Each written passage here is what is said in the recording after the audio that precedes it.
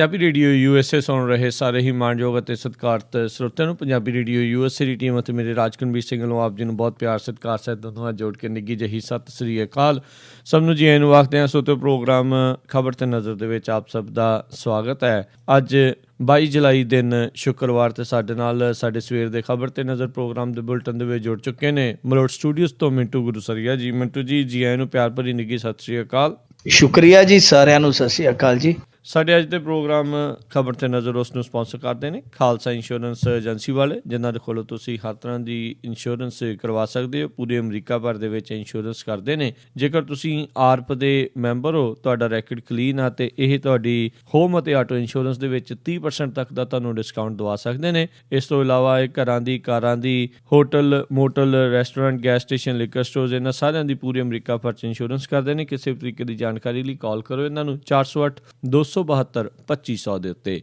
ਅਤੇ ਇਸ ਦੇ ਨਾਲ ਸੁਰਜੀਤ ਸਿੰਘ ਗੁਰਾਇਆ ਅਤੇ ਮਹਿੰਦਰ ਕੌਰ ਜੀ ਸੈਨ ਹੋਜ਼ੇ ਤੋਂ, ਇਹਨਾਂ ਦਾ ਵੀ ਬਹੁਤ ਬਹੁਤ ਧੰਨਵਾਦ। ਜੇਕਰ ਤੁਸੀਂ ਜਾਂ ਕੋਈ ਹੋਰ ਕਾਰੋਬਾਰ ਵੀ ਇਸ ਪ੍ਰੋਗਰਾਮ ਨੂੰ ਸਪਾਂਸਰ ਕਰਨਾ ਚਾਹੁੰਦੇ ਹੋ, ਸੰਪਰਕ ਕਰ ਸਕਦੇ ਹੋ ਨੰਬਰ 408-722-7698 ਦੇ ਉੱਤੇ।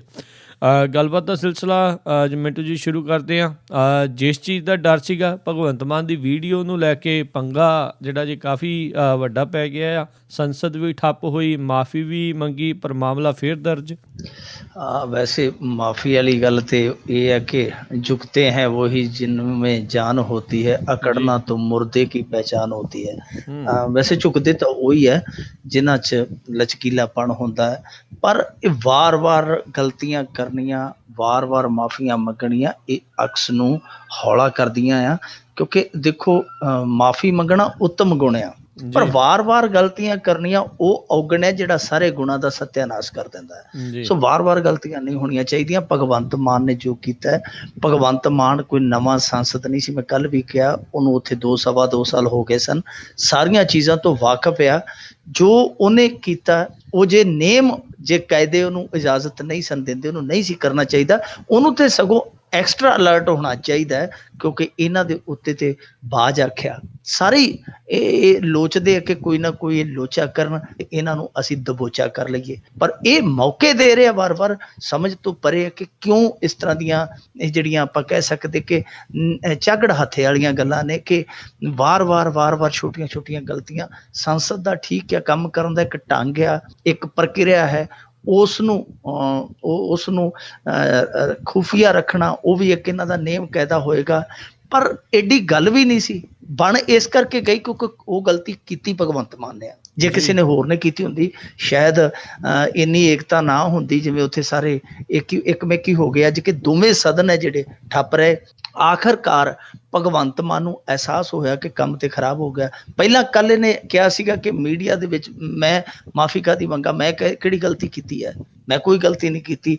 ਇਹ ਵੋਟਰ ਜਿਹੜੇ ਸਾਨੂੰ ਵੋਟ ਪਾਉਂਦੇ ਆ, ਧੁੱਪ 'ਚ ਖੜ ਕੇ, ਮੀਂਹ 'ਚ ਪੈ ਕੇ, ਉਹਨਾਂ ਦਾ ਇੰਨਾ ਵੀ ਹੱਕ ਨਹੀਂ ਕਿ ਉਹ ਵੇਖ ਸਕਣ ਕਿ ਅਸੀਂ ਕਿਵੇਂ ਸਵਾਲ ਕਰਦੇ ਹਾਂ। ਪਰ ਅੱਜ ਜਦੋਂ ਮੌਕੇ ਦੀ ਨਜ਼ਾਕਤ ਬਦਲੀ ਤੇ ਫਿਰ ਉਹਨਾਂ ਦੇ ਤੇਵਰ ਵੀ ਬਦਲ ਗਏ। ਫਿਰ ਉਹਨਾਂ ਨੇ ਮਾਫੀ ਵੀ ਮੰਗੀ, ਕਿਉਂਕਿ ਸਪੀਕਰ ਨੇ ਉਹਨਾਂ ਨੂੰ ਤਲਬ ਕੀਤਾ ਸੀਗਾ, ਮਾਫੀ ਵੀ ਮੰਗੀ। ਪਰ ਇੱਥੇ ਹੀ ਮਸਲਾ ਜਿਹੜਾ ਸੁਲਟਿਆ ਨਹੀਂ, ਜਿਹੜਾ ਉੱਥੋਂ ਦਾ ਨੇੜਲਾ ਪਾਰਲੀਮੈਂਟ ਨੂੰ ਲੱਗਦਾ ਥਾਣਾ, ਉਹਦੇ 'ਚ ਮਾਮਲਾ ਵੀ ਦਰਜ ਹੋਇਆ। ਸਪੀਕਰ ਨੇ ਬਾਅਦ ਦੇ ਵਿੱਚ, ਕਿਉਂਕਿ ਸਪੀਕਰ ਉਹਦੇ 'ਚ ਆਵਾਜ਼ ਹੀ ਉਹ ਆਉਂਦੀ ਹੈ ਜੀ, ਇਸ ਮੁਲਕ ਦੇ ਵਿੱਚ ਜਿਹੜੇ ਸਪੀਕਰ ਹੁੰਦੇ ਸਦਨਾਂ 'ਚ, ਜਿਹੜਾ ਮਾਈਕ 'ਚ ਬੋਲਿਆ ਜਾਂਦਾ ਹੈ। ਤੁਸੀਂ ਸਮਝਦੇ ਹੀ ਹੋ ਕਿ ਜੋ ਮਾਈਕ 'ਚ ਬੋਲਿਆ ਜਾਂਦਾ ਸਪੀਕਰਾਂ 'ਚ ਆਵਾਜ਼ ਆ ਜਾਂਦੀ, ਉਵੇਂ ਸਪੀਕਰਾਂ 'ਚ ਵੀ ਆਵਾਜ਼ ਆ ਜਾਂਦੀ ਹੈ। ਤੇ ਸਪੀਕਰ ਕਹਿੰਦੇ ਕਿ ਸਪੀਕਰ ਸਾਹਿਬਾ ਜਿਹੜੀ ਸਾਡੇ ਇੱਥੋਂ ਦੀ ਸੁਮਿਤਰਾ ਮਹਾਜਨ, ਉਹ ਕਹਿੰਦੀ ਕਿ ਕਾਰਵਾਈ ਤੇ ਅਵਸ਼ ਹੋਏਗੀ ਭਗਵੰਤ ਮਾਨ ਤੇ। ਸੋ ਕੱਲਾ ਮਾਮਲਾ ਦਰਜ ਨਹੀਂ ਹੋਇਆ, ਮਾਫੀ ਨਹੀਂ ਮੰਗੀ, ਇੱਕ ਇਹ ਵੀ ਤਲਵਾਰ ਲਟਕ ਗਈ ਹੈ ਕਿ ਕਿਤੇ ਇਹਨਾਂ ਦੀ ਬਰਖਾਸਤਗੀ ਨਾ ਹੋ ਜਾਏ ਮਾਨ ਸਾਹਿਬ ਦੀ। ਹੁਣ ਮਾਨ ਜੇ ਬਰਖਾਸਤ ਹੁੰਦਾ ਤੇ ਨੁਕਸਾਨ ਕਿੱਡਾ ਹੈ। ਇਹਨਾਂ ਦੇ ਦੋ ਤੇ ਜਿਹੜੇ ਆ ਉਹ ਪਹਿਲਾਂ ਹੀ ਸੰਸਦ ਹੈ ਜਿਹੜੇ, ਉਹ ਤੇ ਇਹਨਾਂ ਤੋਂ ਉਲਟ ਚੱਲਣ ਡਏ ਆ। ਇੱਕ ਸਾਧੂ ਸਿੰਘ ਆ, ਜਿਹੜਾ ਪ੍ਰੋਫੈਸਰ ਸਾਧੂ ਸਿੰਘ ਆ, ਉਹ ਤੁਹਾਨੂੰ ਪਤਾ ਕਿ ਸ਼ਹਿਰੋ ਸ਼ਾਇਰੀ ਤੇ ਕਦੇ ਕਦੇ ਕਰ ਲੈਂਦਾ, ਗਜ਼ਲਾਂ ਵਜ਼ਲਾਂ ਗਾ ਦਿੰਦਾ, ਪਰ ਉੱਥੇ ਸੰਸਦ ਦੇ ਵਿੱਚ ਉਹਦੀ ਜਿਹੜੀ ਕਾਰਗੁਜ਼ਾਰੀ ਉਹ ਥੋੜੀ ਜਿਹੀ ਮੱਧਮ ਹੀ ਹੈ। ਬੋਲਦਾ ਸਿਰਫ ਭਗਵੰਤ ਮਾਨ ਹੈ। ਜੇ ਭਗਵੰਤ ਮਾਨ ਨੂੰ ਵੀ ਅਗਲੇ ਖੂੰਜੇ ਲਾ ਦਿੱਤਾ ਤੇ ਕੀ ਕਰਨਗੇ। ਇੱਕੋ ਇੱਕ ਬੰਦਾ ਸੀਗਾ, ਜੇ ਉਹ ਵੀ ਗਵਾ ਲਿਆ ਤੇ ਗਵਾਇਆ ਕਿਹਨੇ? ਆਪਣੀ ਗਲਤੀ ਨੇ। ਸੋ ਦੂਜੇ ਪਾਸੇ ਗਲਤੀ ਦਾ ਜਿਹੜਾ ਮੌਕਾ ਦੇਖੋ, ਉਹ ਉਹਨਾਂ ਨੇ ਕਿਵੇਂ ਕੈਸ਼ ਕੀਤਾ। ਹਰਿੰਦਰ ਸਿੰਘ ਖਾਲਸਾ ਜਿਨ੍ਹਾਂ ਦੇ ਵਿਚਾਰਕ ਮਤਭੇਦ ਆ, ਅੱਜ ਉਹ ਵੀ ਬੋਲ ਉੱਠੇ ਆ ਜੀ, ਉਹ ਵੀ ਬੋਲ ਉੱਠੇ ਆ। ਉਸ ਤੋਂ ਬਾਅਦ ਇੱਕ ਹੋਰ ਇੱਕ ਬੜੀ ਵੱਡੀ ਖਬਰ ਆ ਗਈ ਹੈ ਹੁਣੇ ਕਿ ਬੀਬਾ ਹਰਸਿਮਰਤ ਕੌਰ ਬਾਦਲ ਨੇ 2 ਕਾਂਗਰਸੀ ਲੀਡਰਾਂ ਤੇ ਉੱਥੋਂ ਦੇ 2 ਕਾਂਗਰਸੀ ਸੰਸਥਾ ਤੇ ਇਹ ਦੋਸ਼ ਲਾਇਆ ਕਿ ਇਹਨਾਂ ਨੇ ਮੇਰੇ ਤੇ ਬਹੁਤ ਭੱਦੀ ਟਿੱਪਣੀ ਕੀਤੀ ਹੈ। ਇਹ ਵੀ ਮਾਮਲਾ ਆ ਗਿਆ ਸ਼ਾਮ ਤੱਕ। ਸੋ ਇਹ ਇਲਜ਼ਾਮ ਤਰਾਸ਼ੀ ਵੀ ਸ਼ੁਰੂ ਹੋ ਗਈ। ਹੁਣ ਜਿੱਥੋਂ ਤੱਕ ਗੱਲ ਆ ਭਗਵੰਤ ਮਾਨ ਦੀ, ਉਹਨੇ ਗਲਤੀ ਕੀਤੀ ਹੈ। ਕੱਲ ਵੀ ਕਿਹਾ ਸੀ ਮੈਂ ਇਹ ਗੱਲ, ਬੇਸ਼ੱਕ ਉਹਦੇ ਸਮਰਥਕ ਇਹਦੀਆਂ ਗਲਤੀਆਂ ਨੂੰ ਢੱਕ ਕੇ ਹੋਰ ਗਲਤੀਆਂ ਲਈ ਬੂਹੇ ਖੋਲਦੇ ਰਹਿਣ, ਪਰ ਸਾਡਾ ਮੰਨਣਾ ਕਿ ਇਹ ਗਲਤ ਸੀਗਾ ਜੋ ਇਹਨੇ ਰਵਾਇਤ ਤੋੜੀ ਹੈ, ਨਹੀਂ ਸੀ ਟੁੱਟਣੀ ਚਾਹੀਦੀ। ਚਾਹੇ ਇਹ ਮਸਲਾ ਐਡਾ ਵੱਡਾ ਨਹੀਂ ਸੀ ਜਿੱਡਾ ਬਣਾ ਦਿੱਤਾ ਗਿਆ। ਪਰ ਜਿੱਥੋਂ ਤੱਕ ਹਰਿੰਦਰ ਸਿੰਘ ਖਾਲਸਾ ਹੋਰਾਂ ਦੀ ਗੱਲ ਆ, ਉਹਨਾਂ ਨੂੰ ਪੁੱਛਣਾ ਬਣਦਾ ਕਿ ਅੱਜ ਤੁਹਾਨੂੰ 495 ਸੀਟ ਤੋਂ ਬੋਹ ਆਉਂਦੀ ਹੈ, ਅੱਜ ਤੁਸੀਂ ਕਹਿੰਦੇ ਹੋ ਕਿ ਮੇਰੀ 496 ਸੀਟ ਬਦਲ ਦਿਓ। ਉੱਥੇ ਭਗਵੰਤ ਮਾਨ ਬੈਠਾ ਹੁੰਦਾ, ਮੈਨੂੰ ਗੋਡੇ ਗੋਡੇ ਸ਼ਰਾਬ ਦਾ ਮੁਸ਼ਕ ਆਉਂਦਾ ਹੈ। ਤੇ ਜਿਸ ਟਾਈਮ ਤੁਸੀਂ ਰਲ ਕੇ ਇਕੱਠੇ ਰੈਲੀਆਂ ਕਰਦੇ ਹੁੰਦੇ ਸੀ, ਉਦੋਂ ਕਿਹੜੇ ਬਾਬੇ ਨੇ ਇਹਦਾ ਬੰਨਿਆ ਸੀ? ਉਦੋਂ ਨਹੀਂ ਸੀ ਪੀਂਦਾ। ਬਿਲਕੁਲ ਜੀ, ਬਿਲਕੁਲ। ਮੌਕਾ ਆਉਣ ਦੇ ਉੱਤੇ ਹੀ ਜਿਹੜੀਆਂ ਚੀਜ਼ਾਂ ਹੁੰਦੀਆਂ ਅਕਸਰ, ਜਦੋਂ ਵਿਰੋਧ ਜ਼ਿਆਦਾ ਵੱਧ ਜਾਂਦਾ ਹੈ ਇੱਕ ਦੂਜੇ ਦੇ ਨਾਲ, ਤੇ ਉਦੋਂ ਸ਼ਿਕਾਇਤਾਂ, ਇਹੋ ਜਿਹੀਆਂ ਚੀਜ਼ਾਂ ਸਾਹਮਣੇ ਆਉਂਦੀਆਂ ਨੇ। ਅਗਲੀ ਗੱਲ ਕਰਦੇ ਹਾਂ, ਗਾਲ ਬਦਲੇ ਗਾਲ ਤੇ ਮਾਇਆਵਤੀ ਦੇ ਵੀ ਕੇਸ ਦਰਜ। ਇਹ ਪਹਿਲਾਂ ਗਾਲੋ ਗਾਲੀ ਹੋਇਆ, ਹੁਣ ਕੇਸੋ ਕੇਸੀ ਹੋ ਗਏ ਆ ਜੀ। ਇਹ ਦੇਖੋ, ਆਪਾਂ ਕਿਸੇ ਨੂੰ ਜਾਨੀ ਨੁਕਸਾਨ ਦੇ ਕੇ ਇਹ ਨਹੀਂ ਕਹਿ ਸਕਦੇ ਕਿ ਤੂੰ ਸਾਡਾ ਪਰਿਵਾਰ ਦਾ ਬੰਦਾ ਮਾਰਿਆ ਸੀਗਾ, ਅਸੀਂ ਮਾਰ ਕੇ ਤੇ ਅਸੀਂ ਕਹਿ ਦਈਏ ਕਿ ਨਹੀਂ ਜੀ ਇਹ ਗਲਤੀ ਨਹੀਂ, ਇਹ ਤਾਂ ਕੰਮ ਬਰਾਬਰ ਹੋਇਆ। ਗਾਲ ਕੱਢ ਕੇ ਬੰਦੇ ਨੂੰ ਗਾਲ ਦਾ ਜਵਾਬ ਦੇਣਾ, ਤਾਂ ਇਹਦਾ ਮਤਲਬ ਇਹ ਕਿ ਤੁਸੀਂ ਜਿਸ ਚੀਜ਼ ਦਾ ਵਿਰੋਧ ਕਰ ਰਹੇ ਹੋ, ਤੁਸੀਂ ਖੁਦ ਉਸ ਚੀਜ਼ ਨੂੰ ਦੁਹਰਾ ਕੇ ਦੋਸ਼ੀ ਬਣ ਰਹੇ ਹੋ। ਇਹ ਮਾਇਆਵਤੀ ਨੇ ਕੱਲ ਬਹੁਤ ਵੱਡਾ ਜਵਾਬ ਦੇ ਦਿੱਤਾ ਸੀਗਾ ਅਸੈਂਬਲੀ ਦੇ ਵਿੱਚ ਖੜ ਕੇ। ਪੂਰੇ ਮੁਲਕ ਦੀ ਹਮਦਰਦੀ ਬੀਬੀ ਮਾਇਆਵਤੀ ਦੇ ਨਾਲ ਚਲੇ ਗਈ ਸੀ। ਪਰ ਗੱਲ ਇਹ ਹੈ ਕਿ ਸਿਆਸਤ ਹੈ ਜਿਹੜੀ, ਉਹ ਸਾਡੇ ਮੁਲਕ ਦੀ ਇਹੋ ਜਿਹੀ ਹੈ ਕਿ ਕਈ ਵਾਰ ਫੈਸਲੇ ਹੜਬੜਾਹਟ ਦੇ ਵਿੱਚ ਇਹੋ ਜਿਹੇ ਲੈ ਜਾਂਦੀ ਹੈ। ਬਹੁਜਨ ਸਮਾਜ ਪਾਰਟੀ ਵਾਲੇ ਗਲੀਆਂ ਤੱਕ ਆਏ, ਪੂਰੇ ਮੁਲਕ ਦੇ ਵਿੱਚ ਉਤਰੇ, ਸੜਕਾਂ ਤੇ ਆ ਗਏ, ਪਰ ਜੋ ਕੁਝ ਉੱਤਰ ਪ੍ਰਦੇਸ਼ ਦੇ ਵਿੱਚ ਉਹਨਾਂ ਨੇ ਕੀਤਾ ਉਹਨੂੰ ਜਾਇਜ਼ ਨਹੀਂ ਠਹਿਰਾਇਆ ਜਾ ਸਕਦਾ, ਵਾਜਬ ਨਹੀਂ ਕਿਹਾ ਜਾ ਸਕਦਾ। ਜੇ ਅਸੀਂ ਜੈ ਸ਼ੰਕਰ ਸਿੰਘ ਦੀ ਟਿੱਪਣੀ ਨੂੰ ਅੱਤ ਦਰਜੇ ਦੀ ਘਟੀਆ ਕਹਿੰਦੇ ਹਾਂ, ਤੇ ਜੋ ਇਹਨਾਂ ਬੰਦਿਆਂ ਨੇ ਕੀਤਾ ਉੱਥੇ, ਇਹਨਾਂ ਦੇ ਬੰਦਿਆਂ ਨੇ ਉੱਥੇ ਬੋਲਿਆ ਮਾਵਾਂ ਧੀਆਂ ਭੈਣਾਂ ਦੇ ਪ੍ਰਤੀ, ਉਹ ਵੀ ਬਹੁਤ ਜ਼ਿਆਦਾ ਨਿੰਦਣਯੋਗ ਸੀ। ਹੋਇਆ ਕਿ ਦਇਆ ਸ਼ੰਕਰ ਦੇ ਇਹਨਾਂ ਨੇ ਪਰਿਵਾਰ ਬਾਰੇ ਜੋ ਖੁੱਲ੍ਹੇ ਰੂਪ ਦੇ ਵਿੱਚ, ਜਨਤਕ ਰੂਪ ਦੇ ਵਿੱਚ, ਸਪੀਕਰਾਂ ਦੇ ਵਿੱਚ ਜੋ ਉਹਨਾਂ ਦੀਆਂ ਔਰਤਾਂ ਦੇ ਪ੍ਰਤੀ ਸ਼ਬਦ ਬੋਲੇ, ਉਹ ਬੜੇ ਸ਼ਰਮਨਾਕ ਸਨ। ਤੇ ਇਹ ਦੇਖੋ, ਤੁਸੀਂ ਗਾਲ ਦਾ ਵਿਰੋਧ ਗਾਲ ਕੱਢ ਕੇ ਕਰ ਰਹੇ ਹੋ, ਤਾਂ ਇਹ ਤੁਹਾਡਾ ਵਿਰੋਧ ਹੈ ਜਿਹੜਾ ਫਿਰ ਸਾਰਥਕ ਨਹੀਂ। ਇਹ ਤਰੀਕਾ ਤੁਹਾਡਾ ਗਲਤ ਆ। ਹੁਣ ਉਹਨਾਂ ਨੇ ਇਸ ਮੌਕੇ ਨੂੰ ਕੈਸ਼ ਕਰ ਲਿਆ। ਉਹਦੇ ਪਰਿਵਾਰ ਵੱਲੋਂ ਦਇਆ ਸ਼ੰਕਰ ਦੇ ਜਿਹੜੇ ਕਰਦੇ ਆ, ਉਹਨਾਂ ਦੇ ਵੱਲੋਂ ਸਮੇਤ ਮਾਇਆਵਤੀ, ਨਸੀਮੁਦੀਨ ਸਦੀਕੀ ਹੈ ਇੱਕ ਉਹਨਾਂ ਦੇ ਉੱਥੋਂ ਦੇ ਲੀਡਰ, ਰਾਮ ਅਚਲ ਰਾਜਭਾਰਿਆ, ਮੇਵਾ ਲਾਲ ਮੌਤਮ ਆ, ਇਹ ਸਾਰਿਆਂ ਦੇ ਖਿਲਾਫ 120 ਵੀ 153 ਏ, 504, 506 ਤੇ 509 ਧਾਰਾਵਾਂ ਦੇ ਅਧੀਨ ਪਰਚਾ ਦਰਜ ਕਰ ਲਿਆ।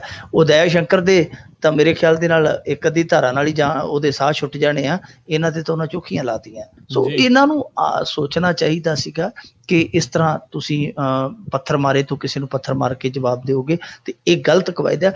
ਪਰ ਜੋ ਕੁਛ ਹੋ ਰਿਹਾ ਇਹ ਭਾਰਤੀ ਜਨਤਾ ਪਾਰਟੀ ਨੂੰ ਸੋਚਣਾ ਚਾਹੀਦਾ ਹੈ। ਇਹ ਦੇਖੋ, ਦਲਿਤਾਂ ਪ੍ਰਤੀ ਇਹਨਾਂ ਦਾ ਰਵੱਈਆ ਕੀ ਆ। ਇਹ ਤੇ ਚਲੋ ਮਾਮਲਾ ਹੁਣ ਪੂਰਾ ਰੰਗਤ ਹੈ ਜਿਹੜਾ ਉਹ ਸਿਆਸੀ ਲੈ ਗਿਆ, ਕਿਉਂਕਿ ਯੂਪੀ ਦੇ ਵਿੱਚ ਚੋਣਾਂ, ਮਾਇਆਵਤੀ ਦੀ ਇੱਕ ਲਹਿਰ ਬਣਦੀ ਪਈ ਹੈ, ਉੱਥੇ ਉਹਦਾ ਹਾਥੀ ਹੈ ਜਿਹੜਾ ਉਹ ਸਭ ਨੂੰ ਕੁਚਲਦਾ ਪਿਆ ਇਸ ਸਮੇਂ। ਤਾਂ ਇਹਨਾਂ ਨੂੰ ਡਰ ਆ ਇਹ ਪਰਚੇ ਦਰਚੇ ਜਿਹੜੇ ਆ ਉਹ ਕਰਨਗੇ। ਪਰ ਜਿਹੜਾ ਕੁਛ ਇਹ ਕਰਦੇ ਪਏ ਆ, ਹੁਣ ਭਗਵੰਤ ਮਾਨ ਦੀ ਤਾਂ ਬਰਖਾਸਤਗੀ ਹੋ ਰਹੀ ਹੈ, ਚਲੋ ਉਹਨੇ ਗਲਤੀ ਕੀਤੀ ਹੈ, ਉਹਨੂੰ ਸਜ਼ਾ ਵੀ ਮਿਲੇ, ਕੋਈ ਗੱਲ ਨਹੀਂ ਹੈ। ਜੋ ਵੀ ਉਹਨੂੰ ਸਜ਼ਾ ਦੇਣਗੇ, ਬਰਖਾਸਤ ਕਰਦੇ ਆ ਜਾਂ ਮਾਮਲਾ ਦਰਜ ਕਰਦੇ ਆ, ਮਾਫੀ ਮੰਗਾਉਂਦੇ, ਕੁਛ ਵੀ ਆ। ਪਰ ਜਿਹੜੇ ਇਹਨਾਂ ਦੇ ਉਹ ਉੱਥੇ ਬੈਠੇ ਸਾਕਸ਼ੀ ਮਹਾਰਾਜ ਵਰਗੇ ਜਾਂ ਯੋਗੀ ਆਦਿੱਤਿਆਨਾਥ ਵਰਗੇ, ਉਹ ਸੰਸਦ ਦੇ ਵਿੱਚੋਂ ਨਿਕਲਦੇ ਤੇ ਉੱਥੇ ਗੇਟ ਤੇ ਖੜ ਕੇ ਪ੍ਰੈਸ ਕਾਨਫਰੰਸ ਕਰਕੇ ਕਹਿ ਦਿੰਦੇ ਆ ਕਿ ਫਲਾਣਿਆਂ ਨਾਲ ਐਂ ਕਰ ਦਿਓ, ਢਮਕਾਣਿਆਂ ਨੂੰ ਐਂ ਕਰ ਦਿਓ, ਦੇਸ਼ ਨੂੰ ਵੰਡਣ ਦੀ ਗੱਲ ਕਰਦੇ ਆ, ਉਹਨਾਂ ਤੇ ਕੋਈ ਕਾਰਵਾਈ ਨਹੀਂ।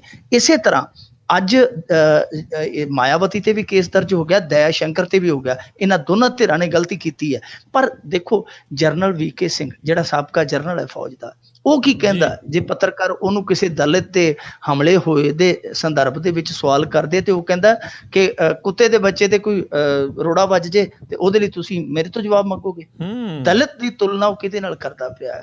ਇੱਥੇ ਉਹ ਜਿਹੜੀ ਸਾਧਵੀ ਹੈ ਨਰਿੰਜਨ ਜੋਤੀ, ਉਹਨੇ ਕਿਹੜੀ ਗਾਲ ਕੱਢ ਜਿਹੜੀ ਦਿੱਲੀ ਦੇ ਵਿੱਚ ਨਹੀਂ ਸੀ ਕੱਢੀ, ਉਹਨੇ ਰਾਮਜ਼ਾਦੇ ਹਰਾਮਜ਼ਾਦੇ ਦਾ ਉੱਥੇ ਰਾਗ ਲਾਪ ਦਿੱਤਾ ਸੀਗਾ। ਸੋ ਇਹਨਾਂ ਨੂੰ ਇਹ ਜਿਹੜੀਆਂ ਚੀਜ਼ਾਂ ਇਹਨਾਂ ਨੂੰ ਰੋਕਣਾ ਪਵੇਗਾ, ਭਾਰਤੀ ਜਨਤਾ ਪਾਰਟੀ ਨੂੰ ਰੋਕਣਾ ਪਵੇਗਾ, ਨਹੀਂ ਤੇ ਫਿਰ ਇਸ ਮੁਲਕ ਦੇ ਵਿੱਚ ਜੋ ਲੜਾਈ ਹਾਲੇ ਇੱਕ ਕਹਿ ਲਈਏ ਕਿ ਛੋਟੀ ਮੋਟੀ ਜੱਦੋਜਹਿਦ ਦੇ ਰੂਪ ਦੇ ਵਿੱਚ ਤੁਰ ਰਹੀ ਹੈ, ਚੱਲ ਰਹੀ ਹੈ, ਉਹ ਲੜਾਈ ਬੜੇ ਵੱਡੇ ਭੇੜ ਦੇ ਵਿੱਚ ਬਦਲ ਜਾਏਗੀ। ਇਸ ਕਰਕੇ ਇਹਨਾਂ ਨੂੰ ਸੋਚਣਾ ਚਾਹੀਦਾ। ਇਸ ਚੀਜ਼ ਦਾ ਹੱਲ ਇਹੀ ਹੈ ਕਿ ਜਿਹੜਾ ਵੀ ਬੋਲੇ ਉਹਦੇ ਨਾਲ ਦੇ ਨਾਲ ਹੀ ਉਹਦੇ ਬੋਲਣਾ ਤੇ ਤੋਪੇ ਲੱਗ ਜਾਣੇ ਚਾਹੀਦੇ ਆ ਕਾਰਵਾਈ ਦੇ ਰੂਪ 'ਚ। ਜੀ ਜੀ। ਤੇ ਅੱਗੇ ਵਧਦੇ ਆਪਾਂ ਫਗਵਾੜੇ ਦੇ ਵਿੱਚ ਫਿਰ ਹੋਇਆ ਫਿਰਕੂ ਫਸਾਦ। ਵੇਖੋ ਜੀ, ਜਿਹੜਾ ਸਟੇਟ ਪੱਖੀ ਮੀਡੀਆ ਉਹ ਤੇ ਇੱਕ ਧਿਰ ਦੀ ਗਲਤੀ ਕੱਢੀ ਜਾਂਦਾ। ਇੱਥੇ ਐਤਕੀ ਫਿਰਕੂ ਫਸਾਦ ਹੋਇਆ ਮੁਸਲਮਾਨਾਂ ਦੇ ਦਰਮਿਆਨ। ਮੁਸਲਮਾਨ ਤੇ ਬਨਾਮ ਜਿਹੜੇ ਸ਼ਿਵ ਸੈਨਿਕ, ਉਹਨਾਂ ਦਾ ਧਰਮ ਵੈਸੇ ਕੱਟੜਤਾ ਹੀ ਹੈ, ਜੇ ਉਹਨਾਂ ਨੂੰ ਜੋੜ ਦਈਏ ਤੇ ਉਹ ਸਨਾਤਨੀ ਹੈ। ਪਰ ਜੋ ਹੋਇਆ ਇੱਥੇ ਖਤਰਨਾਕ ਇਸ ਕਰਕੇ ਹੋ ਗਿਆ ਕਿਉਂਕਿ ਐਤਕੀ ਮੁਸਲਮਾਨਾਂ ਦੇ ਨਾਲ ਸਿੱਖ ਵੀ ਉੱਥੇ ਜਥੇਬੰਦ ਹੋ ਗਏ। ਹੁਣ ਤੁਸੀਂ ਇੱਕ ਚੀਜ਼ ਨੋਟ ਕੀਤੀ ਹੋਣੀ ਹੈ ਕਿ ਛੋਟਾ ਜਿਹਾ ਸ਼ਹਿਰ ਹੈ, ਚਿੜੀ ਦੇ ਪਹੁੰਚੇ ਜਿਹੜਾ ਸ਼ਹਿਰ ਹੈ ਫਗਵਾੜਾ, ਤੇ ਉਹ ਫਿਰਕੂ ਪੁਣੇ ਦੀ ਉੱਥੇ ਰਾਜਧਾਨੀ ਬਣਿਆ ਪਿਆ। ਕਾਹਦੇ ਲਈ? ਕਿਉਂਕਿ ਉਹ ਜਿਹੜੇ ਮੁੱਠੀ ਪਰ ਲੋਕ ਆ ਉਹਨਾਂ ਨੂੰ ਕੋਈ ਠੱਲ ਹੀ ਨਹੀਂ ਪਾਉਣ ਵਾਲਾ। ਉਹ ਜੋ ਮਰਜ਼ੀ ਕਰਦੇ ਆ, ਜਿਹਨੂੰ ਮਰਜ਼ੀ ਰੋਕ ਕੱਤਦੇ ਆ। ਕੱਲ ਆਪਾਂ ਵੇਖਿਆ ਸੀ, ਪਰਸੋਂ ਕਸ਼ਮੀਰੀ ਜਿਹੜੇ ਡਰਾਈਵਰ ਸੀ ਉਹਨਾਂ ਨੂੰ ਕੁੱਟ ਕੇ ਤੇ ਨਾਅਰੇ ਲਵਾ ਕੇ ਛੱਡਿਆ ਗਿਆ ਜ਼ਬਰਦਸਤੀ। ਕਿਸੇ ਨੇ ਆ ਕੇ ਉਹਨਾਂ ਨੂੰ ਛਡਾਇਆ ਨਹੀਂ। ਉਸ ਮਾਮਲੇ ਦੇ ਵਿੱਚ ਇਹਨਾਂ ਨੇ ਕੇਸ ਦਰਜ ਕੀਤਾ ਹੈ। ਕੇਸ ਕਿਹਨਾਂ ਤੇ ਦਰਜ ਕੀਤਾ ਹੈ? ਜਿਨ੍ਹਾਂ ਨੂੰ ਇਹਨਾਂ ਨੇ ਗਨਮੈਨ ਦਿੱਤੇ ਹੋਏ ਆ। ਹੁਣ ਪੁਲਿਸ ਉਹਨਾਂ ਨੂੰ ਲੱਭਦੀ ਫਿਰਦੀ ਹੈ ਜਿਨ੍ਹਾਂ ਨੂੰ ਇਹਨਾਂ ਨੇ ਗਨਮੈਨ ਦਿੱਤੇ ਆ। ਇਹੋ ਜਿਹੀ ਕਾਰਵਾਈ ਹੋਏਗੀ ਤੇ ਅਗਲੇ ਤੇ ਮੱਛਰਨਗੇ। ਅੱਛਾ, ਉਹ 10 ਕੁ ਜਣੇ ਖੜ ਜਾਂਦੇ ਆ ਜਿਨ੍ਹਾਂ ਨੂੰ ਕਿ 2 ਹੋਮਗਾਰਡ ਨਹੀਂ ਲਈਦੇ ਤੇ ਉਹਨਾਂ ਤੋਂ ਡਰਦੇ ਇਹ ਜਿਹੜੀ ਹਿੰਦ ਪਾਕ ਵਾਲੀ ਬੱਸ ਹੈ ਉਹਦਾ ਰਾਹ ਬਦਲ ਦਿੰਦੇ ਆ। ਉਹਨਾਂ ਨੂੰ ਜੇ ਸ਼ਹਿ ਦਿਓਗੇ ਉਹ ਇਸੇ ਤਰ੍ਹਾਂ ਹੀ ਕਰਨਗੇ। ਇਹੀ ਹਾਲ ਫਗਵਾੜੇ ਦੇ ਵਿੱਚ ਆ। ਉੱਥੇ ਵੀ ਇਸ ਤਰ੍ਹਾਂ ਦੇ 10-20 ਜਿਹੜੇ ਇਹ ਬੰਦੇ ਆ ਉਹਨਾਂ ਨੇ ਰੱਤ ਪਾਈ ਹੋਈ ਹੈ। ਦੱਸਦੇ ਆ ਕਿ ਕਿਸੇ ਮੁਸਲਮਾਨ ਦੀ ਦੁਕਾਨ ਦੇ ਅੱਗੇ ਇਹਨਾਂ ਨੇ ਪਾਕਿਸਤਾਨ ਵਿਰੋਧੀ ਨਾਅਰਾ ਲਿਖਿਆ। ਉੱਥੋਂ ਇਹ ਗੱਲ ਜਿਹੜੀ ਆ ਵਿਗੜੀ। ਅੱਜ ਜਦੋਂ ਨਮਾਜ਼ ਅਦਾ ਕਰਕੇ ਨਿਕਲੇ ਉਦੋਂ ਵੀ ਕਿਸੇ ਨੇ ਉਹਨਾਂ ਤੇ ਇੱਟ ਪੱਥਰ ਮਾਰਿਆ। ਉੱਥੋਂ ਗੱਲ ਵਿਗੜੀ ਹੈ। ਬਾਅਦ ਦੇ ਵਿੱਚ ਉਹਨਾਂ ਦੇ ਨਾਲ ਸਿੱਖ ਵੀ ਆ ਗਏ। ਹਾਂ, ਉਧਰੋਂ ਵੀ ਗਲਤੀ ਹੋਈ ਹੈ ਕਿ ਇਹਨਾਂ ਨੂੰ ਮੰਦਿਰ ਦੇ ਵਿੱਚੋਂ ਮਾਰਦੇ ਸੀਗੇ ਇੱਟ ਰੋੜਾ। ਇਹਨਾਂ ਨੇ ਵੀ ਮੰਦਿਰ ਦੀ ਜਿਹੜੀ ਭੰਨ ਤੋੜ ਕੀਤੀ ਹੈ। ਸੋ ਦੋਨੇ ਫਿਰਕੇ ਆ ਜਿਹੜੇ ਜੋ ਆਪਸ ਦੇ ਵਿੱਚ ਟਕਰਾਏ। ਹੁਣ 3 ਹੀ ਰੱਖ ਸਕਦੇ ਕਿ ਤਿੰਨੇ ਫਿਰਕੇ ਉਤਰੇ ਆ ਸੜਕਾਂ ਤੇ। ਫਿਰਕੇ ਨਹੀਂ ਕਹਿ ਸਕਦੇ, ਤਿੰਨਾਂ ਦੇ ਕੁਝ ਲੋਕ ਉਤਰੇ ਆ, ਪਰ ਉੱਥੇ ਸਾਹ ਸਾਰਿਆਂ ਦੇ ਸੁੱਤੇ ਗਏ। ਬਾਜ਼ਾਰ ਬੰਦ ਹੋ ਗਏ, ਅਣਐਲਾਨਿਆ ਕਰਫਿਊ ਲੱਗਿਆ। ਇਹ ਜਿਹੜੀਆਂ ਚੀਜ਼ਾਂ ਵਾਪਰੀਆਂ, ਅੱਜ ਫਗਵਾੜੇ ਆ, ਕੱਲ ਲੁਧਿਆਣੇ ਵਾਪਰੀ ਆ, ਪਰਸੋਂ ਨਵੇਂ ਸ਼ਹਿਰ ਵੀ ਵਾਪਰੀ। ਆਪਾਂ ਦੇਖਿਆ ਕਿਸ ਤਰ੍ਹਾਂ ਇੱਕ ਗੁਰਸਿੱਖ ਮੁਲਾਜ਼ਮ ਨੂੰ ਉਹਨਾਂ ਨੇ ਜਲੀਲ ਕੀਤਾ ਸੀ। ਇਹਨਾਂ ਨੂੰ ਰੋਕਣਾ ਚਾਹੀਦਾ ਹੈ। ਜੇ ਰਾਜਸੀ ਲਾਹਾ ਤੱਕ ਕਿ ਇਦਾਂ ਹੀ ਇਹਨਾਂ ਦੀਆਂ ਜਿਹੜੀਆਂ ਨਕੇਲਾਂ ਢਿੱਲੀਆਂ ਕਰਨਗੇ ਤੇ ਇੱਕ ਦਿਨ ਵੇਖੋ ਇਹ ਪੰਜਾਬ ਆ ਜਿਹਨੂੰ ਆਪਾਂ ਬੜੇ ਮਾਣ ਤਾਣ ਨਾਲ ਕਹਿੰਦੇ ਆ ਕਿ ਇਹ ਉਹ ਪੰਜਾਬ ਹੈ ਜਿੱਥੇ ਸਾਰੀਆਂ ਕੌਮਾਂ ਜਿਹੜੀਆਂ ਬੇਖੌਫ ਤੇ ਬਿਲਕੁਲ ਇਕਸਾਰਤਾ ਦੇ ਨਾਲ ਵਿਚਰਦੀਆਂ। ਉਹ ਜਿਹੜੀ ਸਾਡੀ ਵਿਲੱਖਣਤਾ ਉਹ ਦਾਅ ਤੇ ਲੱਗ ਜਾਏਗੀ ਜੇ ਇਹ ਮੁੱਠੀ ਪਰ ਲੋਕ ਥੰਮੇ ਨਾ ਗਏ। ਜੀ ਜੀ। ਤੇ ਅੱਗੇ ਵਧਦੇ ਹਾਂ। 3 ਲੱਖ ਕਿਸਾਨ ਚਿੱਠੀ ਲਿਖ ਕੇ ਰਾਸ਼ਟਰਪਤੀ ਨੂੰ ਪੁੱਛਣਗੇ ਕਿ ਅਸੀਂ ਆਜ਼ਾਦ ਦੇਸ਼ ਦੇ ਨਾਗਰਿਕ ਹਾਂ ਜਾਂ ਨਹੀਂ। ਇਹ ਕਿੱਡੀ ਸ਼ਰਮ ਦੀ ਗੱਲ ਹੈ ਜੀ ਕਿ ਜਦੋਂ 15 ਅਗਸਤ ਤੇ ਦੇਸ਼ ਦਾ ਰਾਸ਼ਟਰਪਤੀ, ਜਿਹਨੂੰ ਅਸੀਂ ਸੰਵਿਧਾਨਕ ਅਹੁਦੇ ਦੇ ਮਤਲਬ ਕਹਿ ਦਿੰਦੇ ਕਿ ਉਹ ਸੁਪਰੀਮ ਹੈ, ਸਭ ਤੋਂ ਉੱਚੇ ਅਹੁਦੇ ਤੇ ਬੈਠਾ ਹੈ, ਉਹਨੂੰ 3 ਲੱਖ ਪਰਿਵਾਰ, 3 ਲੱਖ ਕਿਸਾਨ ਪਰਿਵਾਰ ਪੱਤਰ ਲਿਖ ਕੇ ਪੁੱਛੇਗਾ ਕਿ ਭਾਈ ਸਾਹਿਬ ਅਸੀਂ ਤੁਹਾਡੇ ਦੇਸ਼ ਦੇ ਹੀ ਹਾਂ ਜਾਂ ਅਸੀਂ ਮੁਤਬੰਨੇ ਹਾਂ। ਤਾਂ ਕਿੱਡੀ ਸ਼ਰਮ ਦੀ ਗੱਲ ਆ ਕਿ ਇਸ ਮੁਲਕ ਦੇ ਵਿੱਚ ਜਿਸ ਮੁਲਕ ਨੂੰ ਪੈਰਾਂ ਸਿਰ ਕੀਤਾ ਹੀ ਕਿਸਾਨ ਨੇ, ਉਹ ਕਿਸਾਨ ਅੱਜ ਇਸ ਮੁਲਕ ਤੋਂ ਜਵਾਬ ਲੈਂਦਾ ਪਿਆ ਕਿ ਕੀ ਮੈਂ ਤੁਹਾਡਾ ਹੀ ਹਾਂ ਜਾਂ ਮੈਂ ਗੁਆਂਢੀਆਂ ਦਾ। ਸੋ ਇਹ ਬਹੁਤ ਵੱਡੀ ਇੱਕ ਤਰ੍ਹਾਂ ਨਾਲ ਕਹਿ ਲਈਏ ਕਿ ਨੈਤਿਕ ਹਾਰ ਹੈ ਇੱਥੋਂ ਦੇ ਨੇਤਾਵਾਂ ਦੀ, ਇੱਥੋਂ ਦੀਆਂ ਪਾਲਿਸੀਜ਼ ਦੀ, ਇੱਥੋਂ ਦੇ ਨੀਤੀ ਘਾੜਿਆਂ ਦੀ। ਮਸਲਾ ਕੀ ਹੈ ਜੀ? ਹੁਣ ਦੇਖੋ, ਇਹ NDA ਸਰਕਾਰ ਜਿਹੜੀ ਬਣੀ ਹੈ, ਇਹਨਾਂ ਨੇ ਵਾਅਦਾ ਕੀਤਾ ਸੀਗਾ, ਔਰ ਵਾਅਦਾ ਕੀ, ਚੁਰਾਹੇ ਦੇ ਵਿੱਚ ਖੜ ਕੇ ਹਿੱਕ ਥਾਪੜ ਕੇ ਨਰਿੰਦਰ ਮੋਦੀ ਨੇ ਆਖਿਆ ਸੀਗਾ ਕਿ ਅਸੀਂ ਸਵਾਮੀਨਾਥਨ ਕਮਿਸ਼ਨ ਦੀ ਰਿਪੋਰਟ ਲਾਗੂ ਕਰਾਂਗੇ। ਸਵਾਮੀਨਾਥਨ ਕਮਿਸ਼ਨ ਦੀ ਰਿਪੋਰਟ ਪੂਰਾ ਹੱਲ ਨਹੀਂ ਹੈ ਕਿਸਾਨੀ ਸੰਕਟ ਦਾ, ਪਰ ਇੱਕ ਰਾਹਤ ਬਹੁਤ ਵੱਡੀ ਹੈ, ਪਰ ਉਹਦੇ ਤੋਂ ਵੀ ਮੁੱਕਰ ਕੇ ਸੁਪਰੀਮ ਕੋਰਟ ਦੇ ਵਿੱਚ ਇਹਨਾਂ ਨੇ ਜਾ ਕੇ ਹਲਫਨਾਮਾ ਦੇਤਾ ਕਿ ਨਹੀਂ ਜੀ ਅਸੀਂ ਦੇਸ਼ ਦੇ ਹਿੱਤ ਇਹਨੂੰ ਲਾਗੂ ਨਹੀਂ ਕਰ ਸਕਦੇ।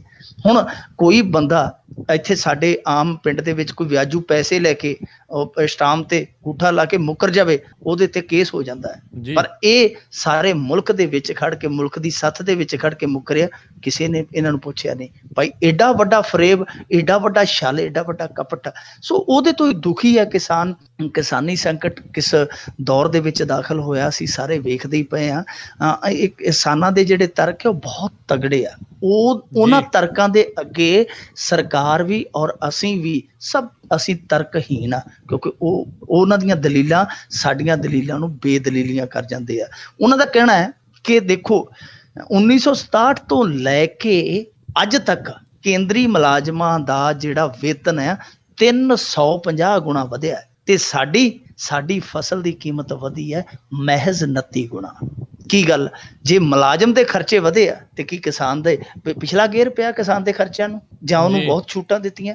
ਖਰਚੇ ਤੇ ਉਹਨੇ ਹੀ ਵਧੇ ਆ ਨਾ, ਚਾਹੇ ਕੋਈ ਮੁਲਾਜ਼ਮ ਹੈ ਚਾਹੇ ਕੋਈ ਕਿਸਾਨ ਆ, ਕਿਸਾਨ ਦੇ ਖਰਚੇ ਤੇ ਸਗੋਂ ਜ਼ਿਆਦੇ ਆ। ਸੋ ਜੇ 29 ਗੁਣਾ ਇਹਨਾਂ ਦੀ ਜਿਨਸਾਂ ਦੇ ਰੇਟ ਵਧੇ ਆ, ਤੁਸੀਂ ਆਮਦਨ ਹੀ ਲਾ ਲਓ ਕਿ 29 ਗੁਣਾ ਦੇ ਵਿੱਚੋਂ ਆਮਦਨ ਕਿੰਨੀ ਕੁ ਵਧੀ ਹੋਏਗੀ ਆ ਜਿਹੜੇ ਆਪਾਂ 39-40 ਸਾਲ ਲਾ ਲਏ ਆ। ਸੋ ਇਹ ਇੱਕ ਬਹੁਤ ਵੱਡਾ ਕ੍ਰਾਈਸਿਸ ਹੈ ਕਿਸਾਨੀ ਤੇ। ਇਹਦੇ ਹੱਲ ਸੋਚਣੇ ਪੈਣਗੇ, ਇਹਦੇ ਹੱਲ ਤਲਾਸ਼ਣੇ ਪੈਣਗੇ। ਪਰ ਬੁਰੀ ਖਬਰ ਪੰਜਾਬ ਦੇ ਕਿਸਾਨਾਂ ਲਈ ਖਾਸ ਤੌਰ ਤੇ ਇਹ ਆ ਰਹੀ ਹੈ ਕਿ 2017 ਦੇ ਵਿੱਚ ਇਹ ਸ਼ਾਇਦ MSP ਵੀ ਖਤਮ ਕਰ ਦੇਣਗੇ, ਸਰਕਾਰੀ ਖਰੀਦ ਵੀ ਪੰਜਾਬ ਚੋਂ, ਕਿਉਂਕਿ ਯੂਪੀ ਬਿਹਾਰ ਵਗੈਰਾ 'ਚ ਕਿਤੇ ਵੀ ਸਰਕਾਰੀ ਖਰੀਦ ਨਹੀਂ ਹੁੰਦੀ। ਸਰਕਾਰੀ ਖਰੀਦ ਜਿਹੜੀ ਮਾੜਾ ਮੋਟਾ ਸਾਹ ਦਿੰਦੀ ਹੈ ਉਹ ਪੰਜਾਬ 'ਚ ਹੁੰਦੀ ਹੈ। ਤੇ ਹੁਣ ਇਹ ਕਵਾਇਦਾਂ ਜਿਹੜੀਆਂ ਉਹ ਵਿੱਢੀਆਂ ਗਈਆਂ ਕੇਂਦਰ ਵੱਲੋਂ ਕਿ MSP ਜਿਹੜਾ ਆਪਾਂ ਤੈਅ ਕੀਤਾ ਹੁੰਦਾ ਰੇਟ ਦੇਖਦੇ ਹਾਂ ਕਣਕ ਝੋਨੇ ਦਾ, ਉਹ ਖਤਮ ਹੋ ਰਿਹਾ, ਔਰ ਨਾਲ ਸਰਕਾਰੀ ਖਰੀਦ ਹੈ ਜਿਹੜੀ ਉਹ ਖਤਮ ਕਰਕੇ ਕਿਸਾਨ ਨੂੰ ਖੁੱਲੀ ਮੰਡੀ ਦੇ ਹਵਾਲੇ ਕਰ ਦਿੱਤਾ ਜਾਏਗਾ। ਜਿਹੜਾ ਸੁਖਬੀਰ ਸਿੰਘ ਬਾਦਲ ਕਹਿੰਦਾ ਕਿ ਕੈਲੀਫੋਰਨੀਆ ਬਣਾ ਦਿਆਂਗੇ, ਉਹ ਕੈਲੀਫੋਰਨੀਆ ਦਾ ਮਾਡਲ ਸ਼ਾਇਦ ਤਿਆਰ ਹੋ ਜਾਣਾ ਜਦੋਂ ਵੱਡੇ ਵੱਡੇ ਕਾਰਪੋਰੇਟ ਆ ਕੇ ਇੱਥੇ ਫਾਰਮ ਆਪਣੇ ਤਿਆਰ ਕਰਨਗੇ ਤੇ ਸਾਡੇ ਜਿਹੜੇ ਜ਼ਿਮੀਂਦਾਰ ਆ ਵਿੱਚ ਰੰਬਾ ਚਲਾਉਂਦੇ ਹੋਣਗੇ। ਜੀ, ਤੇ ਉਹਨਾਂ ਇੱਕ ਹੋਰ ਵੀ ਬਿਆਨ ਦਿੱਤਾ ਵੀ 5 ਸਾਲ ਹੋਰ ਦਿਓ, ਕੈਨੇਡਾ ਅਮਰੀਕਾ ਨੂੰ ਭੁੱਲ ਜੂਗੇ। ਹਾਂ ਬਿਲਕੁਲ ਜੀ, ਭੁੱਲ ਹੀ ਜਾਣਾ ਫਿਰ। ਜਦੋਂ ਕੈਨੇਡਾ ਅਮਰੀਕਾ ਦਾ ਹੁਣ ਤਾਂ ਚਲੇ ਜਾਂਦੇ ਕੈਨੇਡਾ ਅਮਰੀਕਾ, ਮੁੜ ਕੇ ਭੁੱਲ ਜਾਣਗੇ, ਉਹ ਤਾਂ ਜਹਾਜ਼ ਚੜ੍ਹਨ ਜੋਗੇ ਵੀ ਨਹੀਂ ਰਹਿਣਾ। ਜੀ ਉਹੀ ਗੱਲ ਆ ਜੀ। ਅੱਗੇ ਵਧਦੇ ਆ ਜੀ। ਪੰਜਾਬ ਸਰਕਾਰ ਹੁਣ ਫੇਰ ਚਲਾਊਗੀ 3.5 ਲੱਖ ਰੁੱਖਾਂ ਤੇ ਕੁਹਾੜਾ। ਦੇਖੋ, ਅਸੀਂ ਪਿਛਲੇ ਦਿਨੀ ਇੱਕ ਖਬਰ ਪੜ੍ਹੀ ਸੀ ਕਿ ਜਿਹਦੇ ਵਿੱਚ ਇਹ ਆંકੜਾ ਦਿੱਤਾ ਗਿਆ ਸੀਗਾ ਕਿ 5 ਸਾਲਾਂ ਦੇ ਵਿਕਾਸ ਕਾਰਜਾਂ ਦੀ ਭੇਟ 9.5 ਲੱਖ ਦਰਖਤ ਚੜ੍ਹਿਆ ਹੈ ਜੀ। ਇੱਕ ਬਹੁਤ ਵੱਡਾ ਆંકੜਾ ਸੀ। ਜੇ ਅਸੀਂ ਮੰਨੀਏ, ਜੇ ਅਸੀਂ ਕਿਸੇ ਵਿਕਸਿਤ ਦੇਸ਼ ਦੇ ਵਿੱਚ ਵਿਚਰਦੇ ਹੁੰਦੇ ਤਾਂ ਸ਼ਾਇਦ ਅਸੀਂ ਬਹੁਤ ਸਾਰੇ ਮੁਜ਼ਾਹਰੇ ਦੇਖਦੇ, ਬਹੁਤ ਸਾਰੇ ਪ੍ਰਦਰਸ਼ਨ ਦੇਖਦੇ, ਪਰ ਇੱਥੇ ਕਿਸੇ ਦੇ ਕੰਨ ਤੇ ਜੂੰ ਹੀ ਨਹੀਂ ਸਰਕੀ ਕਿ ਏਡਾ ਵੱਡਾ ਘਾਤ ਹੈ ਜਿਹੜਾ ਵਾਤਾਵਰਨ ਤੇ ਹੋਇਆ। ਕਿਸੇ ਨੇ ਕਿਸੇ ਤੋਂ ਕੁਝ ਪੁੱਛਿਆ ਹੀ ਨਹੀਂ ਕਿ ਇਹਦੇ 'ਚ ਸੱਚਾਈ ਹੈ, ਕੀ ਅਮਲ ਹੈ। ਹੁਣ ਦੂਜੀ ਖਬਰ ਇਹ ਆ ਗਈ ਹੈ ਨਾਲ ਦੀ ਨਾਲ ਹੀ 2-3 ਦਿਨਾਂ ਬਾਅਦ ਕਿ 3.5 ਲੱਖ ਰੁੱਖ ਹੈ ਜਿਹੜਾ ਉਹ ਹੁਣ ਫੇਰ ਵੱਢਿਆ ਜਾਏਗਾ। ਹੁਣ ਤੁਸੀਂ ਇਹ ਦੇਖੋ ਕਿ ਇਹਦਾ ਵੱਢਣ ਦਾ ਕਾਰਨ ਕੀ ਹੈ। ਉਹ ਤੇ ਚਲੋ ਵਿਕਾਸ ਕਾਰਜਾਂ ਦੀ ਭੇਟ ਚੜਿਆ 9.5 ਲੱਖ ਰੁੱਖ। ਅਸੀਂ ਇਹ ਮੰਨ ਸਕਦੇ ਹਾਂ ਕਿ ਸਰਕਾਰ ਦੇ ਜਿਹੜੇ ਵਿਕਾਸ ਕਾਰਜ ਆ ਉਹ ਰੁੱਖਾਂ ਦੀ ਜਿਹੜੀ ਹੈ ਰੁਕਾਵਟ ਉਹ ਨਹੀਂ ਮੰਨਦੇ, ਉਹਨਾਂ ਨੇ ਤੁਰੇ ਜਾਣਾ ਆਪਣੀ ਰਫਤਾਰੇ। ਜੇ ਆਉਣਗੇ ਤੇ ਉਹਨਾਂ ਦਾ ਕੁਹਾੜਾ ਜਿਹੜਾ ਛਿੱਲ ਕੱਤੇਗਾ। ਪਰ ਮਸਲਾ ਇਹ ਕਿ 3.5 ਲੱਖ ਰੁੱਖ ਹੋਰ ਵੱਢਣ ਦੀ ਕੀ ਜ਼ਰੂਰਤ ਪਈ? ਤੇ ਉਹਦੇ ਪਿੱਛੇ ਤਰਕ ਇਹ ਦਿੱਤਾ ਜਾ ਰਿਹਾ ਹੈ ਕਿ ਭਾਈ ਜਿਹੜੇ ਦਰਖਤ ਆਏ ਇਹ ਓਵਰ ਮੈਚਿਓਰ ਹੋ ਗਏ ਆ, ਇਸ ਕਰਕੇ ਵੱਢਣੇ ਬੜੇ ਜ਼ਰੂਰੀ। ਦੇਖੋ ਤਰਕ ਦਲੀਲ ਕੀ ਹੈ, ਜੇ ਓਵਰ ਮੈਚਿਓਰ ਹੋ ਗਏ ਆ ਤੇ ਖੜੇ ਰਹਿਣ ਦਿਓ। ਤੁਹਾਡੇ ਤੋਂ ਕਿਹੜਾ ਉਹ ਅੰਨ ਪਾਣੀ ਮੰਗਦੇ ਆ ਕਿ ਸਵੇਰੇ ਸ਼ਾਮ ਮੈਨੂੰ ਰੋਟੀ ਪਾਣੀ ਦੇ ਕੇ ਜਾਓ ਭਾਈ, ਅਸੀਂ ਬੁੱਢੇ ਹੋ ਗਏ, ਸਾਡੇ ਤੋਂ ਕਮਾਈ ਨਹੀਂ ਹੁੰਦੀ। ਖੜੇ ਆ, ਕੋਈ ਗੱਲ ਨਹੀਂ, ਖੜੇ ਤਾਂ ਸਾਨੂੰ ਕੁਝ ਦੇ ਹੀ ਰਹੇ ਆ, ਸਾਡੇ ਤੋਂ ਕੁਝ ਲੈ ਤੇ ਨਹੀਂ ਰਹੇ। ਪਰ ਕਹਿੰਦੇ ਜੀ ਨਹੀਂ, ਓਵਰ ਮੈਚਿਓਰ ਹੋਇਆ ਅਸੀਂ ਵੱਢਾਂਗੇ। ਤੇ ਵੱਢਣ ਦੇ ਪਿੱਛੇ ਬੇਸ਼ੱਕ ਓਵਰ ਮੈਚਿਓਰ ਦਾ ਬਹਾਨਾ ਹੈ, ਪਰ ਅਸਲੀ ਨਿਸ਼ਾਨਾ ਇਹ ਹੈ ਕਿ ਇਹਨਾਂ ਤੋਂ ਕੁਝ ਕੀਮਤ ਵਸੂਲ ਕੀਤੀ ਜਾਏਗੀ। ਅਸੀਂ ਆਕਸੀਜਨ ਲੈ ਕੇ, ਅਸੀਂ ਮੀਂਹ ਲੈ ਕੇ, ਅਸੀਂ ਹੜ੍ਹ ਉਹਨਾਂ ਨੇ ਜਿਹੜੇ ਰੋਕੇ ਉਹ ਲੈ ਕੇ ਰੱਜੇ ਨਹੀਂ। ਕੁਝ ਪੈਸੇ ਸਾਡੀ ਸਰਕਾਰ ਉਹਨਾਂ ਤੋਂ ਵੱਟੇਗੀ। ਬਸ ਮੇਨ ਮੰਤਵ ਇਹ ਹੈ। 3.5 ਲੱਖ ਇਹਨਾਂ ਨੇ ਐਲਾਨਿਆ, ਹੋ ਸਕਦਾ ਇਹ ਕੁਹਾੜਾ ਜਿਹੜਾ ਉਹ ਹੋਰ ਵੀ ਅੱਗੇ ਚਲਾ ਜਾਵੇ। ਪਰ ਇੱਕ ਗੱਲ ਸਰਕਾਰ ਨੂੰ ਯਾਦ ਰੱਖਣੀ ਚਾਹੀਦੀ ਹੈ, ਘਰ ਦੇ ਭਾਂਡੇ ਵੇਚ ਕੇ ਕਿੰਨਾ ਕੁ ਚਿਰ ਰੋਟੀ ਖਾ ਲਓਗੇ। ਜੀ ਤੇ ਇਹ ਅੱਗੇ ਵਧਦੇ ਆ। ਦਿੱਲੀ ਵਿੱਚ ਫੜੇ ਗਏ ਇੱਕ ਸੈਕਸ ਰੈਕਟ ਵਿੱਚ ਹੋਇਆ ਵੱਡਾ ਖੁਲਾਸਾ। ਇਹ ਸੈਕਸ ਰੈਕਟ ਨੇ ਦਿੱਲੀ ਦੀਆਂ ਤਾਰਾਂ ਪੂਰੀ ਤਰ੍ਹਾਂ ਹਿਲਾਈਆਂ ਹੋਈਆਂ। ਇਸ ਸੈਕਸ ਰੈਕਟ ਦਾ ਜਿਹੜਾ ਸੰਚਾਲਕ ਸੀ ਉਹ ਐਲਵਤ, ਉਹ ਸਾਬਕਾ ਫੌਜ ਅਧਿਕਾਰੀ ਹੈ। ਜਿਹੜਾ ਇਹਦਾ ਸੰਚਾਲਕ ਸੀ ਉਹ ਕੋਈ ਲੈਫਟੀਨੈਂਟ ਕਰਨਲ ਰਿਟਾਇਰ ਹੋਇਆ ਐਲਵਤ, ਉਹ ਚਲਾਉਂਦਾ ਸੀ। ਔਰ ਇਹਦੇ ਵਿੱਚ ਇਹਨੇ ਕੁੜੀਆਂ ਰੱਖੀਆਂ ਹੋਈਆਂ ਸਨ, ਵਿਦੇਸ਼ੀ ਕੁੜੀਆਂ ਸੀ, ਉਹ ਸਪਲਾਈ ਕਰਦਾ ਸੀ। ਇਹਦੀਆਂ ਫੋਟੋਆਂ ਵਾਇਰਲ ਹੋਈਆਂ ਨੇ ਹੁਣ ਰੈਨਾ ਦੇ ਨਾਲ, ਧੋਨੀ ਦੇ ਨਾਲ। ਧੋਨੀ ਨੇ ਜਾ ਕੇ ਇਹਦੇ ਫਾਰਮ ਹਾਊਸ ਤੇ ਬਰਥਡੇ ਤੱਕ ਮਨਾਇਆ ਹੋਇਆ। ਇੱਕ ਬਹੁਤ ਹਾਈ ਪ੍ਰੋਫਾਈਲ ਸੈਕਸ ਰੈਕਟ ਹੈ, ਕਿਉਂਕਿ ਉਹਦੇ ਘਰੋਂ ਸੰਸਥਾ ਦੇ ਲੈਟਰ ਹੈਡ ਫੜੇ ਗਏ ਆ, ਖੁਦ ਮੈਂਬਰ ਪਾਰਲੀਮੈਂਟਾਂ ਦੇ ਲੈਟਰ ਹੈਡ ਫੜੇ ਗਏ ਆ, ਵੱਡੇ ਵੱਡੇ ਅਫਸਰਾਂ ਦੇ ਡਾਇਰੀ 'ਚ ਜਿਹੜੀ ਲਿਸਟਾਂ ਬਣਾਈਆਂ ਹੋਈਆਂ ਸੀਗੀਆਂ ਕਿ ਕਿਹਦੇ ਵੱਲ ਕੌਣ ਗਿਆ, ਕਿਹਦੇ ਵੱਲ ਕੌਣ ਗਿਆ, ਉਹ ਸਾਰੀ ਲਿਸਟ ਦੇ ਵਿੱਚ, ਸੂਚੀ ਦੇ ਵਿੱਚ ਦੇਸ਼ ਦੇ ਟੌਪ ਦੇ ਅਫਸਰ ਵੀ ਹੈ। ਸੋ ਇਹ ਮਾਮਲਾ ਜਿਹੜਾ ਸੈਕਸ ਰੈਕਟ ਦਾ, ਜੇ ਤੇ ਹੁਣ ਦਬਾ ਲਿਆ ਗਿਆ, ਜਿਵੇਂ ਕਿ ਸਾਡੇ ਇੱਥੇ ਪੰਜਾਬ ਦੇ ਵਿੱਚ ਵੀ ਹੋਏ 2-3, ਮੋਗੇ ਹੋਇਆ, ਅੰਮ੍ਰਿਤਸਰ ਹੋਇਆ, ਕਿ ਜਿਵੇਂ ਜਿਵੇਂ ਨਾਂ ਵੱਡੇ ਲੋਕਾਂ ਦੇ ਆਏ ਉਵੇਂ ਉਵੇਂ ਉਸ ਫਾਈਲ ਤੇ ਵੱਟੇ ਵੀ ਵੱਡੇ ਪੈ ਗਏ, ਉਹ ਭਾਰ ਜ਼ਿਆਦਾ ਪੈ ਗਿਆ ਤੇ ਦਬ ਗਏ। ਉਦਾਂ ਹੀ ਇਸ ਮਾਮਲੇ 'ਚ ਜੇ ਹੋ ਗਿਆ ਕਿ ਜਿਵੇਂ ਜਿਵੇਂ ਨਾਂ ਵੱਡੇ ਆ ਗਏ ਤਾਂ ਫਿਰ ਤਾਂ ਇਹ ਮਾਮਲਾ ਦਬਾਇਆ ਜਾ ਸਕਦਾ। ਜੇ ਖੁੱਲਾ ਚੱਲ ਗਿਆ, ਜੇ ਖੁੱਲਾ ਚੱਲ ਗਿਆ ਤੇ ਬਹੁਤ ਸਾਰੇ ਸਫੈਦ ਪੋਸ਼ਿਆ ਜਿਹੜੇ ਉਹ ਨੰਗੇ ਹੋ ਜਾਣਗੇ, ਉਹਨਾਂ ਦੇ ਜਿਹੜੇ ਨਕਾਬ ਆ ਚਿਹਰਿਆਂ ਤੋਂ ਉਤਰ ਜਾਣਗੇ। ਜੀ ਜੀ ਜੀ। ਅੱਗੇ ਆਪਾਂ ਅੱਜ ਵਧੀਏ, ਪਤਨੀ ਨੇ ਨਾ ਕੀਤੀ, ਹੁਣ ਭੈਣ ਦੇਵੇਗੀ ਰੱਖੜੀ ਵਾਲੇ ਦਿਨ ਆਪਣਾ ਗੁਰਦਾ। ਦੇਖੋ, ਅਸੀਂ ਅਖਬਾਰਾਂ 'ਚ ਅਕਸਰ ਪੜ੍ਹਦੇ ਹਾਂ ਰਿਸ਼ਤੇ ਤਾਰ ਹੋ ਗਏ, ਫਲਾਣੀ ਥਾਂ ਤੇ ਖੂਨ ਚਿੱਟਾ ਹੋ ਗਿਆ, ਇਹੋ ਜਿਹੀਆਂ ਸੁਰਖੀਆਂ ਹੁੰਦੀਆਂ ਅਖਬਾਰਾਂ 'ਚ। ਪਰ ਇਹ ਵੀ ਤੇ ਇੱਕ ਖਬਰ ਹੈ ਨਾ ਕਿ ਜਿਹਨੇ ਥੋੜਾ ਜਿਹਾ ਸਾਨੂੰ ਸਕੂਨ ਦਿੱਤਾ ਹੈ। ਇਹ ਖਬਰ ਹੈ ਅੰਮ੍ਰਿਤਸਰ ਤੋਂ, ਜਿੱਥੇ ਇੱਕ ਪ੍ਰਿਤੇਸ਼ ਨਾਂ ਦਾ ਨੌਜਵਾਨ ਸੀਗਾ, ਉਹ ਦੋਵੇਂ ਗੁਰਦੇ ਫੇਲ ਹੋ ਗਏ, ਉਹਦੇ ਉਹ ਗੁਰਦਿਆਂ ਦੀ ਬਿਮਾਰੀ ਤੋਂ ਪੀੜਤ ਹੋ ਗਿਆ ਬੁਰੀ ਤਰ੍ਹਾਂ। ਤੇ ਉਹਨੇ ਆਪਣੀ ਡਾਕਟਰਾਂ ਦੇ ਨਾਲ ਸਲਾਹ ਕੀਤੀ ਤੇ ਡਾਕਟਰਾਂ ਨੇ ਉਹਨੂੰ ਕਿਹਾ ਕਿ ਭਾਈ ਤੈਨੂੰ ਹੁਣ ਜਿਹੜਾ ਗੁਰਦਾ ਹੈ ਉਹ ਇੱਕ ਲੈਣਾ ਹੀ ਪਏਗਾ ਘੱਟੋ ਘੱਟ, ਕਿਉਂਕਿ ਦੋਵੇਂ ਗੁਰਦੇ ਤੇਰੇ ਜਿਹੜੇ 100% ਡੈਮੇਜ ਹੋ ਚੁੱਕੇ ਆ। ਉਹਨੇ ਆਪਣੀ ਜੀਵਨ ਸਾਥਣ ਨੂੰ ਕਿਹਾ ਕਿ ਭਲੀਏ ਮਾਨਸੇ ਇੱਕ ਗੁਰਦਾ ਹੀ ਦੇ ਛੱਡ ਤੇ ਨਾਲ ਤੇਰੇ ਨਿਭਿਆ ਚੱਲਾਂਗਾ, ਪਰ ਉਹਨੇ ਆਖਿਆ ਕਿ ਨਹੀਂ, ਮੈਥੋਂ ਇਹ ਕੁਰਬਾਨੀ ਨਹੀਂ ਹੋਣੀ। ਜਦੋਂ ਉਹਦੀ ਪਤਨੀ ਨੇ ਨਾ ਕੀਤੀ ਤੇ ਫਿਰ ਮੈਦਾਨ 'ਚ ਨਿਤਰੀ ਉਹਦੀ ਆਪਣੀ ਭੈਣ ਪ੍ਰਵੀਨ, ਉਹਦਾ ਨਾਮ ਸੀ ਪ੍ਰਵੀਨ, ਤੇ ਉਹਨੇ ਅਪਲਾਈ ਕਰ ਦਿੱਤਾ ਹਸਪਤਾਲ ਦੇ ਵਿੱਚ ਕਿ ਮੈਂ ਆਪਦੇ ਭਰਾ ਨੂੰ ਦਿਆਂਗੀ ਗੁਰਦਾ ਜੀ। ਉਹ ਕਿਉਂਕਿ ਇਹ ਗੁਰਦੇ ਬਦਲਣ ਵਾਲਾ ਜਿਹੜਾ ਇਹ ਅੱਗੇ ਅਸੀਂ ਵੇਖਿਆ ਕਿ ਗੁਰਦਾ ਕਾਂਡ ਕਿੱਡਾ ਵੱਡਾ ਹੋਇਆ 2000 ਮੇਰੇ ਖਿਆਲ ਦੇ ਨਾਲ 2004-05 ਦੇ ਵਿੱਚ, ਤੇ ਇੱਕ ਪਿੱਛੇ ਜੇ ਵਾਪਰਿਆ ਜਲੰਧਰ ਦੇ ਵਿੱਚ, ਪਹਿਲਾਂ ਅੰਮ੍ਰਿਤਸਰ ਦੇ ਵਿੱਚ ਵਾਪਰਿਆ ਸੀ। ਇਸ ਕਰਕੇ ਥੋੜ੍ਹੀ ਜਿਹੀ ਪਾਰਦਰਸ਼ਤਾ ਲਈ ਇੱਕ ਕਮੇਟੀ ਬਹਿੰਦੀ ਹੈ, ਉਹ ਸਾਰੀਆਂ ਅਰਜ਼ੀਆਂ ਨੂੰ ਵਾਚਦੀ ਹੈ। ਇਹ ਅਰਜ਼ੀ ਵੀ ਉੱਥੇ ਗਈ ਕਮੇਟੀ ਵਾਲਿਆਂ ਕੋਲ, ਔਰ ਕਮਾਲ ਦੀ ਗੱਲ ਹੈ ਕਿ ਇਸ ਅਦਲਾ ਬਦਲੀ, ਗੁਰਦਿਆਂ ਦੀ ਅਦਲਾ ਬਦਲੀ ਨੂੰ ਜਿਹੜੀ ਤਰੀਕ ਮਿਲੀ, ਉਹ ਮਿਲੀ ਰੱਖੜੀ ਦਾ ਦਿਨ, ਯਾਨੀ 18 ਅਗਸਤ। ਯਾਨੀ ਰੱਖੜੀ ਦੇ ਦਿਨ ਇੱਕ ਭੈਣ ਆਪਣੇ ਭਰਾ ਨੂੰ ਤੋਹਫੇ ਵਜੋਂ ਜ਼ਿੰਦਗੀ ਦੇਵੇਗੀ। ਤਾਂ ਮੇਰੇ ਖਿਆਲ ਦੇ ਨਾਲ ਇਹ ਜਿਹੜਾ ਪਲ ਹੋਏਗਾ ਰਿਸ਼ਤਿਆਂ ਦੇ ਲਿਹਾਜ਼ ਨਾਲ, ਮੇਰੇ ਖਿਆਲ ਦੇ ਨਾਲ ਇੱਕ ਬਹੁਤ ਅਸੀਮ ਪਲ ਹੋਏਗਾ, ਬਹੁਤ ਵਿਰਲਾ ਪਲ ਹੋਏਗਾ, ਜਿਸ ਪਲ ਇੱਕ ਭੈਣ ਹੈ ਜਿਹੜੀ ਰੱਖੜੀ ਵਾਲੇ ਦਿਨ ਆਪਣੇ ਭਰਾ ਨੂੰ ਸਾਹ ਦੇਵੇਗੀ। ਇਹ ਇਸ ਤੋਂ ਵੱਡਾ ਮੇਰੇ ਖਿਆਲ ਦੇ ਨਾਲ ਰਿਸ਼ਤਿਆਂ ਦਾ ਜਿਹੜਾ ਸੁੱਖ ਆ, ਰਿਸ਼ਤਿਆਂ ਦਾ ਆਨੰਦ ਆ, ਉਹ ਕਿਤੇ ਮਾਣਿਆ ਨਹੀਂ ਜਾ ਸਕਦਾ ਹੋਏਗਾ। ਤੇ ਇਸ ਭੈਣ ਲਈ, ਇਸ ਕੁਰਬਾਨੀ ਲਈ ਆਪਾਂ ਸਲਾਮ ਕਰ ਸਕਦੇ ਹਾਂ ਜੀ ਇਹਨਾਂ ਨੂੰ। ਜੀ ਜੀ ਬਿਲਕੁਲ। ਅਤੇ ਅੱਗੇ ਵਧਦੇ ਹਾਂ, ਪੰਜਾਬ ਦੇ ਅਮਲੀਆਂ ਦੀ ਬੱਸ ਹੀ ਫੜੀ ਗਈ, ਸਭ ਸਵਾਰੀਆਂ ਲਿਆ ਰਹੀਆਂ ਸਨ ਭੁੱਕੀ।